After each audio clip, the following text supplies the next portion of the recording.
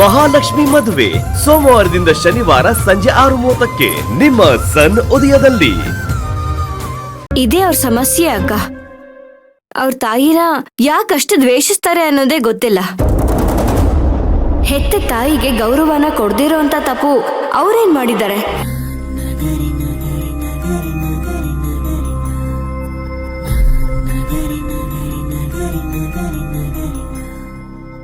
ಯಾವಾಗ ನೋಡಿದ್ರು ನನ್ ಪ್ರೀತಿನ ಕಿತ್ಕೊಂಡ್ರಿ, ನನ್ ಬದುಕನ್ನ ಹಾಳ್ ಮಾಡಿದ್ರಿ, ನನ್ ಜೀವನನೇ ಸರ್ವನಾಶ ಮಾಡಿದ್ರಿ ಅಂತ ಹೇಳ್ತಿರ್ತಾರಲ್ಲ, ಅದೆಲ್ಲ ಏನಕ್ಕ?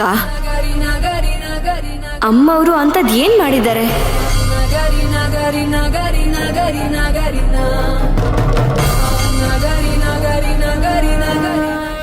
ಇದ್ರ ಬಗ್ಗೆ ಅವ್ರ ಹತ್ರ ತುಂಬಾ ಸಲ ಕೇಳಿದ್ದೀನಿ. ಆದ್ರೆ ಸಮಯ ಬಂದಾಗ ಹೇಳ್ತೀನಿ ಅಂತ ಹೇಳ್ತಾರೆ ಹೊರತು ಇಲ್ಲಿವರೆಗೂ ಆ ಸಮಯ ಬಂದೇ ಇಲ್ಲ. ನಿಮ್ಗೇನಾದ್ರೂ ಗೊತ್ತಿದ್ರೆ ಹೇಳಿ ಅಕ್ಕ. ನನ್ಗೂ ಏನು ಅಂತ ಗೊತ್ತಿಲ್ಲ ಕಣೆ. ಆದ್ರೆ ಅಣ್ಣನ ಜೀವನದಲ್ಲಿ ಏನೋ ಒಂದು ಕಹಿ ಘಟನೆ ನಡೆದಿರೋದಂತೂ ಸತ್ಯ. ಆಗ್ಲೇ ಅಣ್ಣ ಕುಡಿಯೋದಕ್ಕೆ ಶುರು ಮಾಡಿದ್ದು. ತುಂಬಾ ಸಲ ಕೇಳೋಣ ಅಂತ ಅನ್ಕೋತಿದ್ವಿ, ಆದ್ರೆ ಅವ್ರ ಮನ್ಸಿಗೆ ಎಲ್ಲಿ ಬೇಜಾರಾಗುತ್ತೆ ಅಂತ ಸುಮ್ನಿರ್ತಿದ್ವಿ.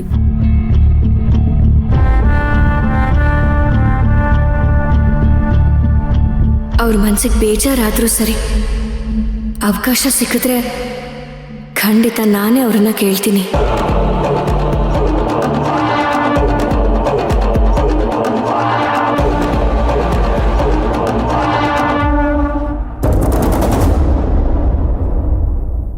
ಯಾಕ್ ಮಾಮ್, ಏನಾಯ್ತು? ನಿಮ್ಮಪ್ಪ ಇವತ್ತು ಮನೆಗೆ ಬರೋದಿಲ್ಲ ಅಂತ ಹೇಳ್ತಾ ಇದ್ದಾರೆ. ಮದ್ವೆ ಆಗಿ ಇಷ್ಟು ವರ್ಷ ಆಯ್ತು, ಇವತ್ತು ನನ್ನ ಹತ್ರ ಹೇಳ್ತಾ ಇದ್ದಾರೆ ನನಗೆ ಒಂಟಿಯಾಗಿರ್ಬೇಕು, ನೆಮ್ಮದಿ ಬೇಕು ಅಂತ.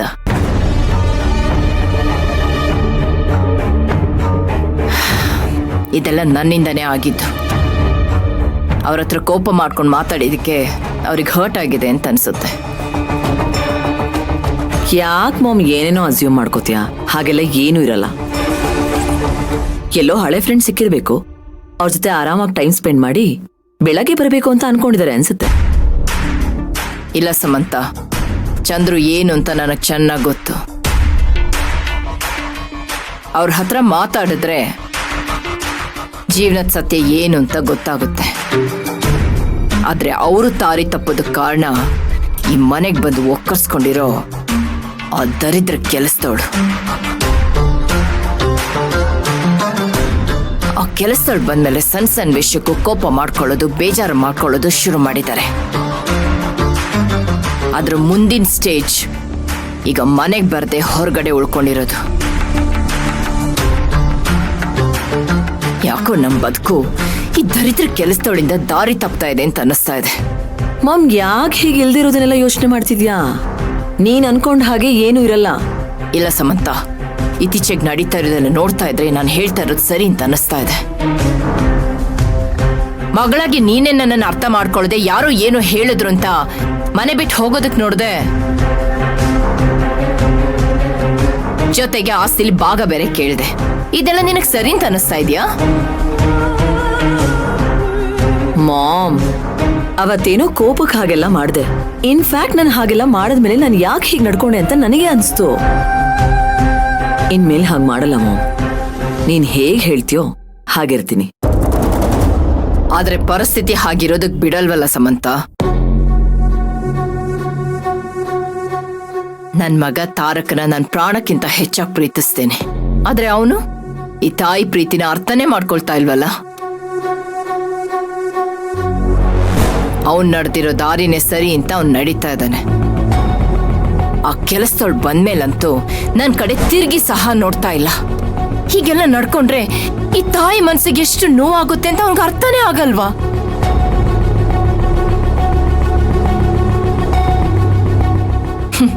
ಅವನ ಆ ತರ, ನೀನ್ ಈ ತರ, ಆ ನಿಮ್ಮಪ್ಪ ಇನ್ನೊಂಥರ.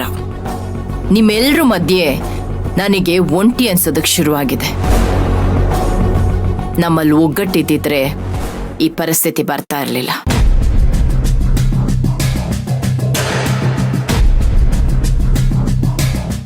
ಮಾಮ್, ಖಂಡಿತವಾಗ್ಲೂ ಇದೆಲ್ಲ ಸರಿ ಹೋಗುತ್ತೆ.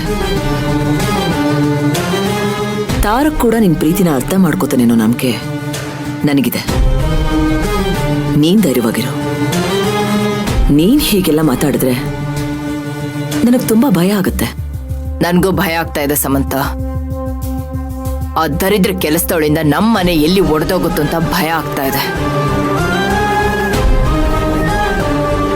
ಆದ್ರೆ ಈ ರಾಜೇಶ್ವರಿ ಅದಕ್ಕೆಲ್ಲ ಅವಕಾಶ ಮಾಡಿಕೊಡೋದಿಲ್ಲ. ಅದು ಏನೇ ಬಂದ್ರೂ ನಾನು ಧೈರ್ಯದಿಂದ ಎದುರಿಸ್ತೇನೆ. ಆದಷ್ಟು ಬೇಗ ಮನೆ ಕೆಲಸದವಳನ್ನ ಇಲ್ಲಿಂದ ಕಳಿಸಿ ನನ್ನ ಮಗನಿಗೆ ತಕ್ಕಾಗಿರೋ ಹುಡುಗಿನ ಕರ್ಕೊಂಡು ಬಂದು ಮದುವೆ ಮಾಡಿಸಿ ನನ್ನ ಸಂಸಾರನ ನಾನು ಉಳಿಸ್ಕೊತೀನಿ.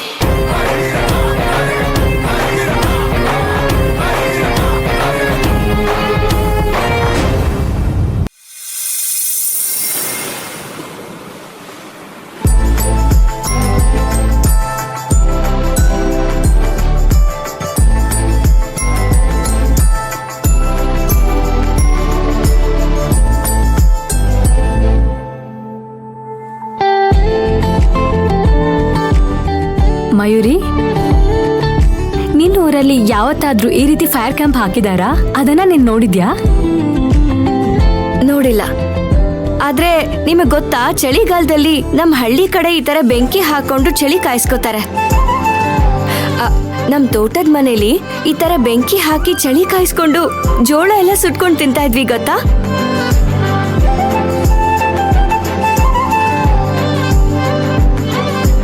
ನಮ್ಗೆಲ್ಲ ಫೈರ್ ಕ್ಯಾಂಪ್ ಅಂದ್ರೆ ದೊಡ್ಡ ವಿಷಯ. ನೀನ್ ನೋಡಿದ್ರೆ ಎಷ್ಟು ಈಸಿಯಾಗಿ ಚಳಿ ಕಾಯಿಸೋದಂತ ಹೇಳ್ಬಿಟ್ಟೆ. ಅಕ್ಕ, ಸಿಟಿಲಿರೋ ಜನಕ್ಕೆ ಎಲ್ಲಾನು ದೊಡ್ಡ ವಿಷಯ, ಆದ್ರೆ ನಮ್ಗಿದೆಲ್ಲ ಮಾಮೂಲಿ.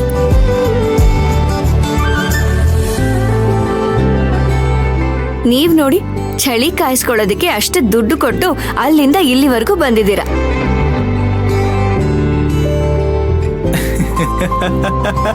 ಗೆಳೆಯ, ಸಿಸ್ಟರ್ ಅವಾಗವಾಗ ಸಖತ ಕಾಮಿಡಿ ಮಾಡ್ತಾರೆ ಕಣ. Super sister.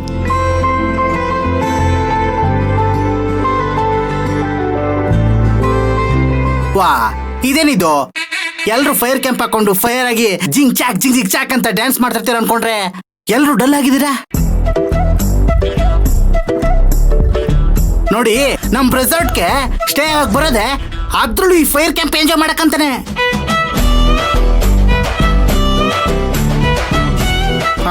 ನೀವ್ ಈ ತರ ಎಲ್ಲ ಡಲ್ ಆಗಿರ್ಬೇಡಿ. Let's enjoy. ಎಂಜಾಯ್ ಮಾಡ್ತಿದೀವಲ್ಲ ಸರ್. ನೀವು ಎಂಜಾಯ್ ಮಾಡ್ತಿದ್ದೀರಾ ಸರ್, ಆದ್ರೆ ಬೇರೆಯವರು ಎಂಜಾಯ್ ಮಾಡ್ಬೇಕಲ್ಲ ಸರ್. ಏನ್ ಮಾಡೋದು?